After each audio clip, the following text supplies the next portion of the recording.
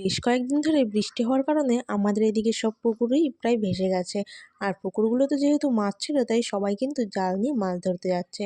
তো সেই জন্য এখন ভোর ৩টে বাজে আমার দাদু উঠে পড়েছে জাল পরিষ্কার করার জন্য, মাছ ধরতে যাবে। তো সেই জন্য আমরাও উঠে পড়েছিলাম, তাই এখানে মুড়ি নিয়ে আমি দেখো এখানে খাচ্ছিলাম, কারণ প্রচণ্ড খিদেও লেগে গেছিলো। আর তারপরে দেখতে দেখতে সকাল হয়ে যায় আর এখানে দেখো প্রত্যেক দিনের মতন বৃষ্টি শুরু। এই বৃষ্টির মধ্যে আর পারা যাচ্ছে না। তো তারপরে মাঠ থেকে তুলে আনা হয়েছিল ভেন্ডি, তো সেগুলোই দেখো এখানে দেখাচ্ছিলাম। আর তারপরে দেখো মাছ এ কটা ধরে নিয়ে এসছে। আর এখানে আমি খাওয়া-দাওয়া করতেও বসে পড়েছিলাম। আর আজকে ছিল মাছ, ডাল, আলু ভাজা, ডিম ভাজা। তো তারপরে আমি খাওয়া-দাওয়া কমপ্লিট করে বাইরে এসে দেখি মা এখানে যে দাদু মাছগুলো নিয়ে এসেছিল সেগুলোকে কাটতে বসে পড়েছে। তো তারপরে এখানে মা মাছ কাটছিল আর আমি চলে আসি ঘরের এদিকে। আর এই দেখো বাবা এখানে বসে বসে পাচ্ছিল পটল। আর তারপরে এখানে দেখো যে ভেন্ডি আর পটল বাদবাকি ছিল সেগুলো আবার দাদুও বসে বসে পাচ্ছিল। আর তারপরে দেখতে দেখতে সন্ধ্যা হয়ে যায়।